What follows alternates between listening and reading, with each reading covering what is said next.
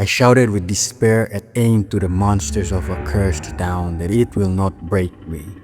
Too bad I only provoked what I didn't anticipate would happen in ways I possibly couldn't imagine. One sudden eerie night, the monsters that roamed the horror town came out.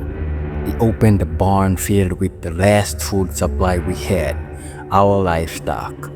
We tried planting crops to sustain us during winter, but due to the soil's infertility, the crops were dying. It was the nightmare town's way of punishing us for not abiding to its rules. Cut to the chase, the creatures sabotaged our last food source to exploit and ambush us. As I looked out my window, I see a flock of livestock flooding the streets in wonder. Jade and I rushed out to return the flocks back to the barn before getting devoured by the monsters. Victor and Tian-Chen head out to help us, leaving Julie and little Ethan alone at home. Another group of night walkers corners the house where Ethan tried to run out as soon as he saw his goat, Elma. Weird old Granny was waiting for him right at the front porch as Julie grabbed his hand and they both rushed out the back door as soon as possible. Meanwhile, Jade, Victor, Tian-Chen and I were doing everything we could to get the flocks back as the monsters were approaching.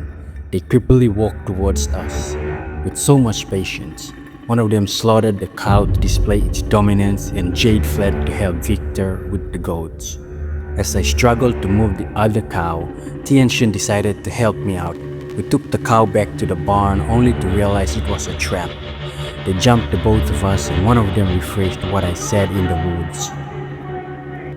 I was handcuffed and they wanted me to watch as they tortured Tian-Chen.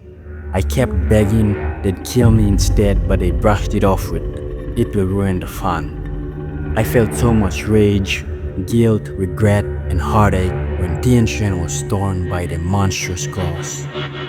When dawn hits the horizon, Jade goes to check us at the barn and walks right into a bloodbath. They left the key to the cuffs in my pocket, which Jade used to uncuff me. I rushed over to Tian-Chen in tears and wept over a dead body. I thought to myself, what have I done? If it weren't for my provocation, you would still be alive. I am so sorry. I'm so sorry.